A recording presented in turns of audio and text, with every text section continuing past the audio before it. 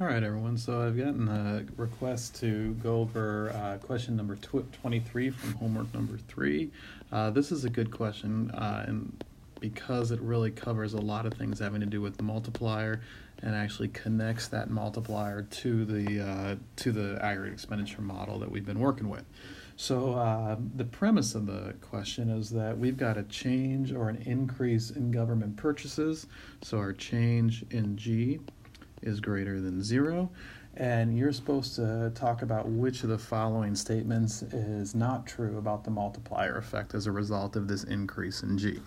Okay, so when we see this increase in G, right, the first thing that we should note is that our aggregate expenditure curve will shift up, right? So when there's a change in G that's greater than 0, that means we'll see an increase in aggregate expenditures, right? Increases. And we see that when we go from AE1, we'll say from AE1 to AE2. All right, so I've got that noted right here, and I'll go ahead and draw that again in red here. All right, so we're shifting that aggregate expenditure curve up. Okay, when that happens, right, we usually just say, let's look at E1. We go from E1 to E2. How does Y change? But we're given another piece of information here that that's really going to become important in this question. We can go look at the intercepts of the aggregate expenditure curves, and we can see how much G is actually increased. All right, so we go from 7,250 as an intercept to 7,750. All right, so let's think about what's going on here. Right, so our intercept for AE1, this is equal to 7,250. The intercept for AE2, 7,750. Okay, so we see that the intercept has increased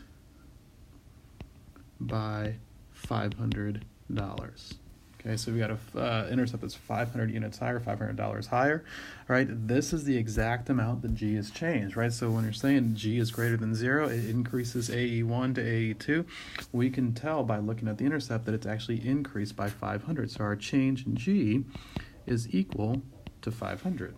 Okay, so that's an important piece of information, especially when we think back to what that multiplier equation is, right? But the other piece of information that we're given is we know how much our equilibrium level of Y has changed. So if we go from Y1 at 7,500 units to Y2 at 10,000 units, right, that's just telling us that our output, right, our equilibrium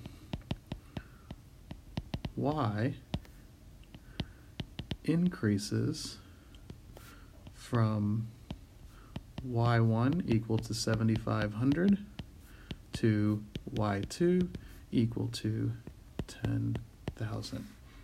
Okay, so we've got this increase in Y1 to Y2 of 2,500 units. We can say that the change in Y is equal to 2,500. Okay, so we've got really a lot of pieces that are important with regards to the multiplier equation and our expenditure multiplier. All right, specifically, the change in Y is equal to 1 over 1 minus MPC times the change in G. Okay, we've found the change in G. All right, that change in G is going to be 500. All right, make a better circle there. And then our change in Y, that's going to be equal to 2,500. Right, so we've got those two pieces of information that we can actually plug right into this expenditure multiplier. So we've got 2,500 as our change in Y. That's equal to 1 over 1 minus MPC times the change in G. That change in G is equal to 500. So from this, all we've got to do is divide both sides by 500, and what we know is that this value right here, 1 over 1 minus MPC, is going to be equal to 5. That's our expenditure multiplier. All right, it's telling us for every dollar that the government increased spending, all right, we've got it, it's going to multiply through the economy 5 times. So that $500 in increased G, that's going to lead to $2,500 in increased Y. Okay, so now when we think about kind of the overall question, what do we learn from this, right? And we've kind of attached all this information we have of changes in G to this graph, right, we can go to the question now. The question is saying, okay, which of the following is not true about the multiplier effect of such a change in government purchases? Well, we already know that what we learned is that G goes up by 500. That leads to an increase of Y of 2,500. The multiplier, importantly, is 5, all right, and that comes from shifting from A1 to A2. Okay, so when we look at the possible answers, all right, the first answer says the value of the multiplier is negative 2,500. That's just nonsense. All right, so we don't see a decrease in Y at any point. Y is actually going up.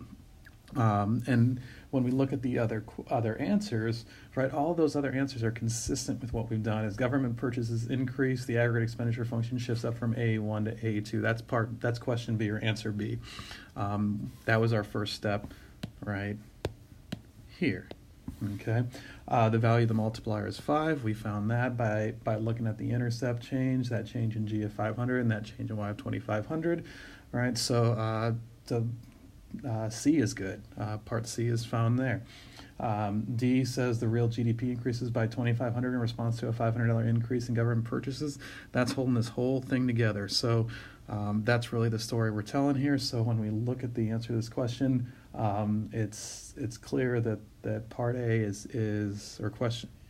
answer A is not consistent with what we're seeing on this graph. So pretty all-encompassing question. Change numbers, change directions, have a different aggregate expenditure component change, and really dig into this question because it'll really help you out moving forward. All right, hope that helps, and we'll see you guys next time.